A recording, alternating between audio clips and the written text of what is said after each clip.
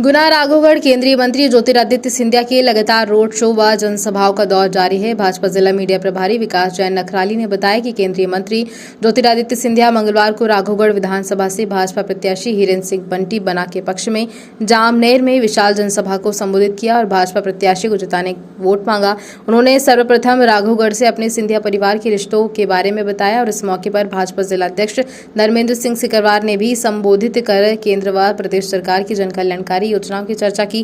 केंद्रीय मंत्री ने दिग्विजय सिंह पर कटाक्ष किया कि 1977 से ये विकास से पिछड़ गया है। यहां से 2 बार मुख्यमंत्री रहे, लेकिन अगर ग्वालियर आकर देखें तो कितना फर्क दिखेगा। कांग्रेस ने 2018 में हर मंच से कहा था कि हर किसान का 2 लाख कर्ज माफ करेंगे, लेकिन एक किसान का भी कर्ज माफ नहीं किया और मैंने सरकार बदली थी तो प्रदेश के किसानों के कर्ज का 2500 करोड़ का लोन माफ कर दिया था और साथ में प्रदेश सरकार किसान के लिए योजना लाकर और पीएम किसान निधि से मिलाकर 12,000 रुपए मिले थे। 17 तारीख को कांग्रेस की बोरी बिस्तर बांधकर ताला लगाकर चाबी को सिंध नदी में फेंक देना है।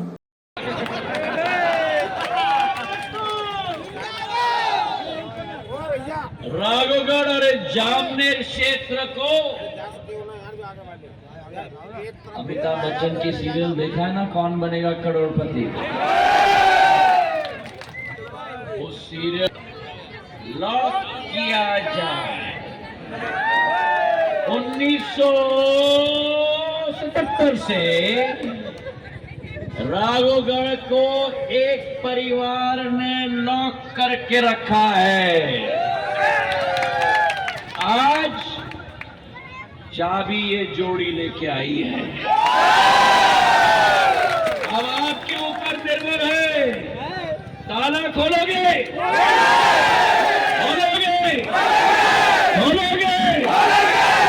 मुझे तो ताज्जुब है, गोपाल जी, धर्मेंद्र सिकरवार जी, अरविंद धाकड़ जी, हमारे बंटी बना जी, ये तो मुख्यमंत्री का गृह क्षेत्र रहा है।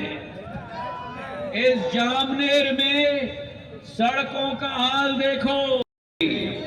जिन प्रधानमंत्री ने इस देश की एक एक जनता का विकास और प्रगति का पथ बनाया है। कोरोना काल आया, आप में से कितने लोगों ने टीका लिया? अब मुझे बताओ कितने पैसा लगे? कुछ पैसा लगा? एक ही प्रधानमंत्री जिसने भारत ने जब वैक्सीन का आविष्कार इतिहास में नहीं हुआ, अगर किसी ने किया तो प्रधानमंत्री नरेंद्र मोदी जी ने किया और 220 करोड़ टीके मुफ्त में लगवाए अपनी देश की जनता की जान बचाने के लिए, मेरे भाइयों बहनों। और यहाँ के लोग क्या कह रहे थे? यहाँ के लोग क्या कह रहे थे? मत लगाना, मत लगाना, ये बीजेपी का टीका है। और जब देखा कि जन जन ले रहा है तो राव और कमलनाथ जी को गायत्री बाई ने कहा, कमलनाथ जी जरा बहनों के लिए कुछ करो। तो कमलनाथ जी ने बहुत सोच समझ के बोला, बैठ जाओ नीचे, कि बहना तिजोरी खाली है। गायत्री बाई निराश होकर वापस आई, बंटी से मिली। बंटी ने बोला मैं कह तो ये ऐसे ही है दोनों। निराश होकर गायत्री बाई घर पे बैठ गई। हमने सरकार बदली, भारतीय जनता पार्टी की सरकार आई, शिवराज सिंह जी मुख्यमंत्री बने। गायत्री बाई शिवराज सिंह जी से मिलने गई, बोले भैया कुछ महिलाओं के लिए करो। तो जहां कमलनाथ जी ने गायत्री बाई को बोला, बहना तिजोरी खाली है, शिवराज भैया ने बोला, गायत्री बाई बहना तिजोरी तुम्हारी है। ये अंतर है बीजेपी और कांग्रेस में।